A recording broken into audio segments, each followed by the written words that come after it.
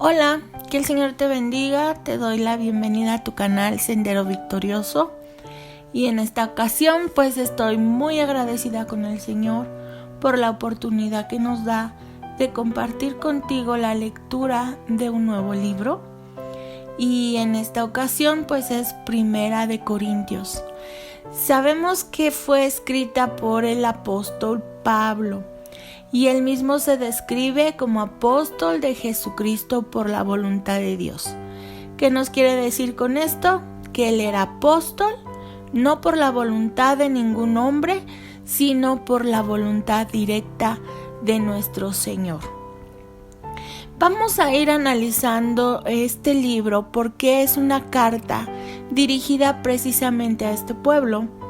Él fue el que inició la iglesia en Corinto y eso lo vemos narrado en el libro de Hechos capítulo 18.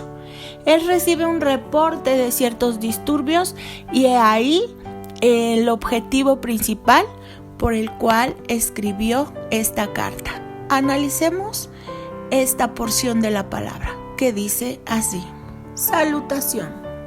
Pablo, llamado a ser apóstol de Jesucristo por la voluntad de Dios, y el hermano Sóstenes, a la iglesia de Dios que está en Corinto, a los santificados en Cristo Jesús, llamados a ser santos con todos los que en cualquier lugar invocan el nombre de nuestro Señor Jesucristo, Señor de ellos y nuestro. Gracia y paz a vosotros, de Dios nuestro Padre y del Señor Jesucristo. Acción de gracias por dones espirituales.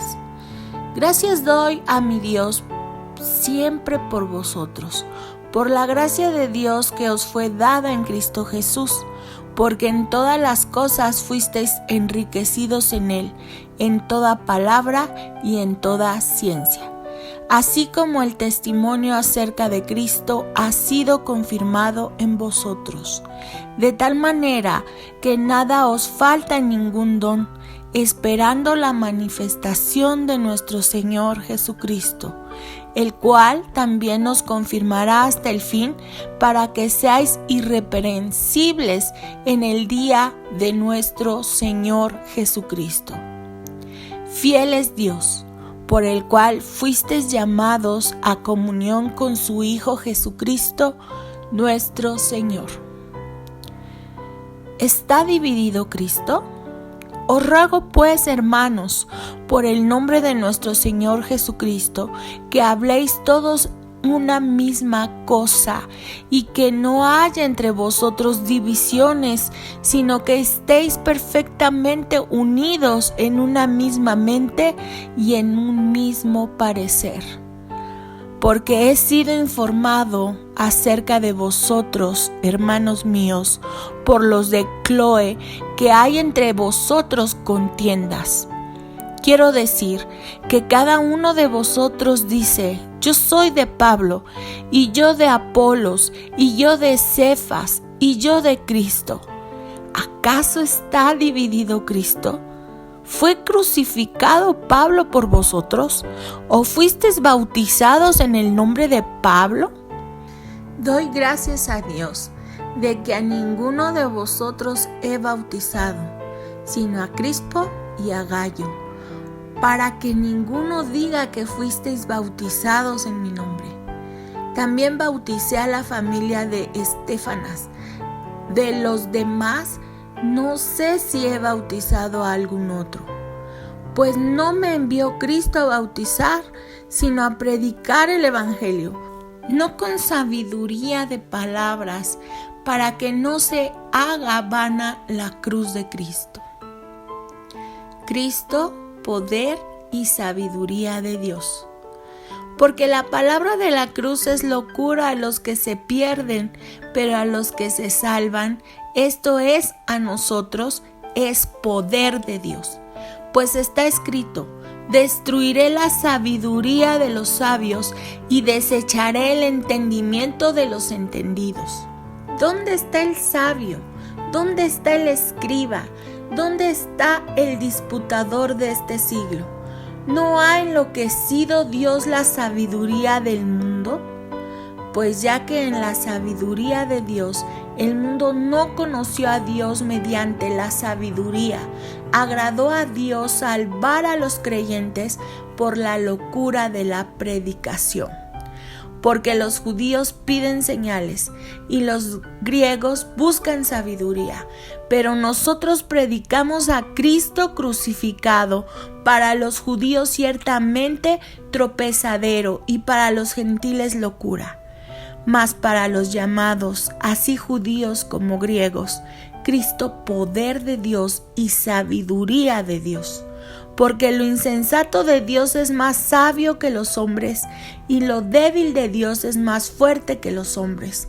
Pues mirad, hermanos, vuestra vocación, que no sois muchos sabios según la carne, ni muchos poderosos, ni muchos nobles, sino que lo necio del mundo escogió Dios, para avergonzar a los sabios, y lo débil del mundo escogió Dios, para avergonzar a lo fuerte.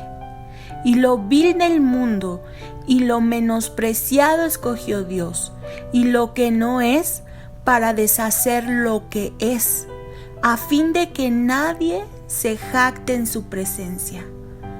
Mas por él estáis vosotros en Cristo Jesús, el cual nos ha sido hecho por Dios sabiduría, justificación, santificación y redención, para que, como está escrito, el que se gloría, gloríese en el Señor. En esta porción de la palabra, Pablo maneja un problema de la iglesia con mucha sabiduría. En la iglesia de Corinto estaban ocurriendo contiendas. ¿Y qué observamos ahí? Que en estos primeros 10 versículos, Pablo habla de Jesús en cada versículo. En este énfasis de Jesús, Pablo está promoviendo la cura segura para los problemas de los corintios o de la iglesia en general. Quitar tu mirada de ellos y ponerla en Jesús. Observamos cómo Él se dirige al pueblo con un corazón amoroso. Les ruega o les pide que sean unificados como creyentes. Cuando en nuestra iglesia se pueda presentar un problema similar, debemos de hacer caso de este consejo que Pablo le hace a los corintios y en general a todos nosotros como creyentes. Por ejemplo, utilicemos la figura médica de una fractura. Una fractura es un rompimiento o una división de algún hueso del cuerpo. Pero ¿qué podemos observar? Que al ser tratada puede ser sanada y volver o colocar las cosas en su lugar.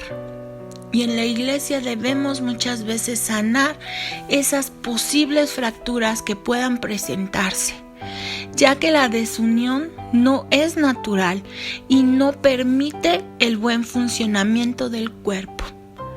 Debe curarse, ya que el trabajo de predicar el Evangelio es muy importante y se requiere de esa unión, de un mismo sentir, el cual agrada al Señor y que debemos de cumplir con nuestra encomienda, id y predicar el Evangelio. Dice Pablo, ¿acaso está dividido Cristo? Jesucristo está en todo lugar. Jesucristo es nuestro Salvador. Todos pertenecemos a Él y no a ningún hombre terrenal. Pablo mismo resaltó lo siguiente. En otras preguntas vamos a analizarlo. ¿Fue crucificado Pablo por vosotros? ¿O fuisteis bautizados en el nombre de Pablo? Cuando él lo pone así, eso nos quiere mostrar que es muy torpe enfocarse en quien sea menos que en Jesús. Nuestra mirada tiene que estar en Jesús. Nuestra mirada tiene que estar en agradar a Jesús, en lo que Él nos pide, que vayamos y prediquemos su palabra en unidad, que le pidamos a Él sabiduría, porque la sabiduría humana o la habilidad que podamos tener para hablar no es suficiente. La sabiduría humana puede traer contentamiento terrenal o felicidad a tu vida, pero en sí misma nunca puede traer el verdadero conocimiento del Dios verdadero.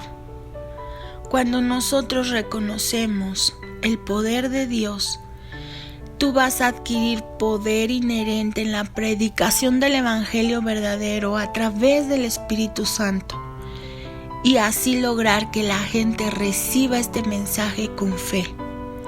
El oír y confiar en el Evangelio verdadero traerá el poder de Dios a tu vida. Que el Señor te bendiga.